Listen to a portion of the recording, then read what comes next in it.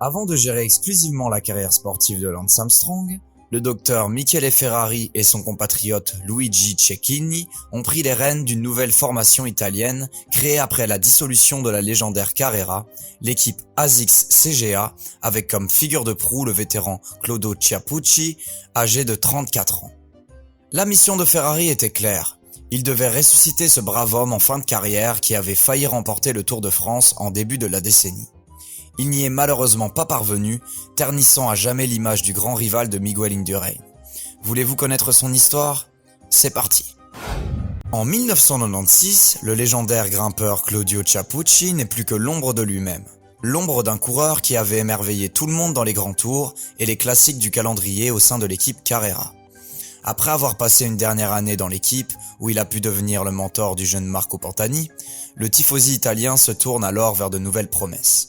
Il a alors un palmarès bien rempli. Au top de sa forme de 1990 à 1993, il finit 2 fois deuxième du Giro d'Italia et du Tour de France avec de nombreuses victoires d'étape. Il remporte également plusieurs fois le maillot de meilleur grimpeur dans les 2 grands tours au cours des mêmes années. À la fin de la saison 95-96, l'équipe Carrera se sépare en 2 formations. Les amis de Pantani partent pour Mercatone Uno avec le Pirate, tandis que Chiappucci signe dans la nouvelle ASICS CGA. Une équipe qui promet beaucoup en rassemblant dans ses rangs plusieurs cyclistes de haut niveau comme Enrico Zaina, Chiappucci lui-même et avec des coureurs de classique comme Michele Bartoli et le jeune Paolo Bettini. Chiappucci avait un objectif très clair pour 1997. Se battre à nouveau pour le classement général du Giro et essayer de le gagner une bonne fois pour toutes. Si l'année précédente, le Danois Bjarne Riis avait remporté le Tour de France à l'âge de 32 ans, pourquoi ne pourrait-il pas gagner le Giro sous la direction du même médecin ? Pour ce faire, il entreprend une préparation furtive au cours de laquelle il termine deuxième de la Coppi e Bartali et du Tour de Sardaigne. Avant le Giro, il participe aussi au Tour des Flandres. Claudio Chiappucci avait obtenu de grands résultats dans les classiques d'un jour malgré son profil d'homme de tour.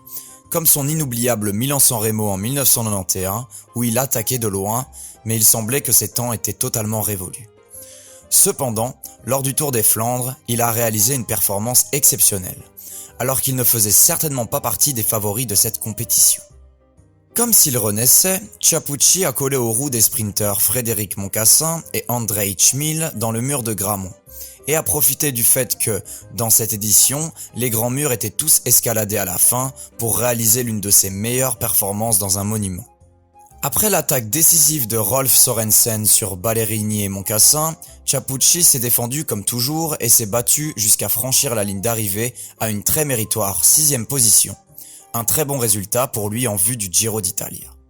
Quelques jours plus tard, on peut observer que la préparation des coureurs sous la supervision du docteur Ferrari était excellente, lorsque le grand homme de classique Michele Bartoli a donné la première de ses exhibitions dans le Liège-Bastogne-Liège et a obtenu la victoire de façon magistrale. Chiappucci se frottait les mains. Avec le protocole Ferrari, il pouvait faire un coup d'éclat dans le Giro, dans lequel Marco Pantani se remettait encore d'une très grave blessure. Il se rend donc à son 2e grand test de la saison, le Tour de Romandie qui dure 1 semaine en Suisse. Mais c'est là que le rêve de Claudio commence à s'effilocher. En effet, en 1997, les tests sanitaires de l'UCI ont été introduits pour mesurer l'hématocrite, soit la proportion de globules rouges et globules blancs des différents coureurs des grandes compétitions cyclistes. Le taux normal chez un homme est de 40 à 50% d'hématocrite.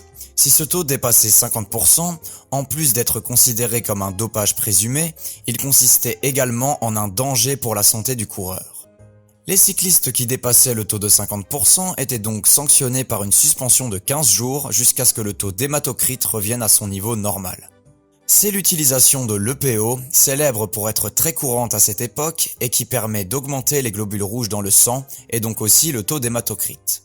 Claudio Chiappucci est le premier grand cycliste connu à être contrôlé positif lors de ces tests, avec 51,8% de taux. Cette valeur anormale a provoqué son exclusion du Tour de Romandie et aussi, bien sûr, du Giro qui suivait, son grand objectif de la saison, provoquant une grande déception pour le petit et charismatique grimpeur transalpin. Cependant, le docteur Ferrari continue à l'encourager à se battre pour les championnats du monde à San Sebastian, et pour cela, il lui donne un objectif principal en préparation, la Vuelta en septembre. Le docteur pourra alors le rejoindre sur la course pour l'aider à ensuite gagner le maillot arc-en-ciel quelques semaines plus tard.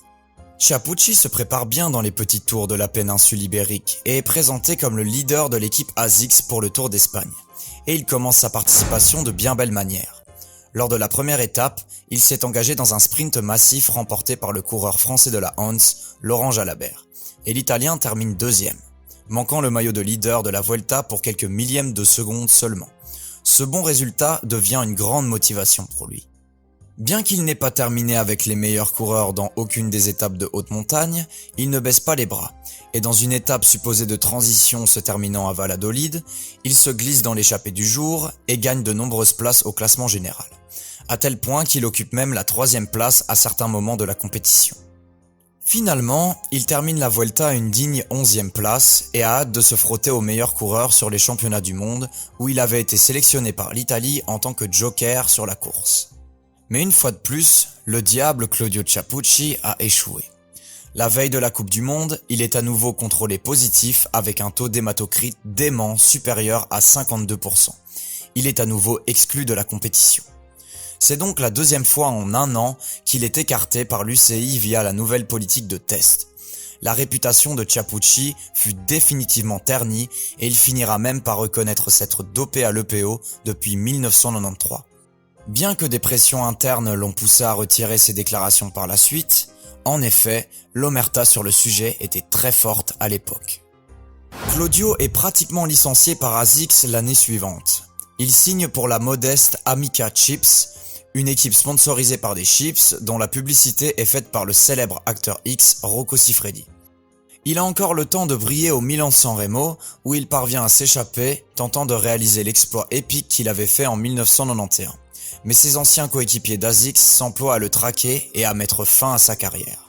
En août, alors qu'il n'était déjà plus qu'une réplique du passé, son nom est revenu dans une enquête de la police de Bologne, où il figurait sur la liste des autres coureurs d'une opération impliquant le docteur Ferrari et Filippo Simeoni, le cycliste mythique qui avait été réduit au silence par Lance Armstrong lors de son tristement célèbre Tour de France 2004.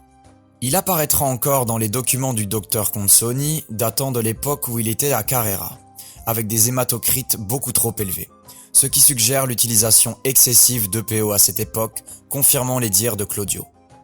Ainsi s'est terminée la carrière de Claudio Chiappucci, l'homme qui a surpris le monde entier lors du Tour de France, mais qui reste à ce jour l'un des hommes les plus sponsorisés et les plus riches du monde du cyclisme des années 90. Participant à des émissions de télé-réalité, vendant toutes sortes de produits et faisant parler de lui en tant que commentateur de télévision. S'il a été probablement dopé pendant une bonne partie de sa carrière, il est resté très apprécié malgré la fin de sa carrière sportive qui s'est terminée de façon pour le moins pitoyable. C'est la fin de la vidéo, j'espère que vous avez apprécié cette histoire, si c'est le cas, n'oubliez pas de vous abonner et on se retrouve très vite pour la prochaine.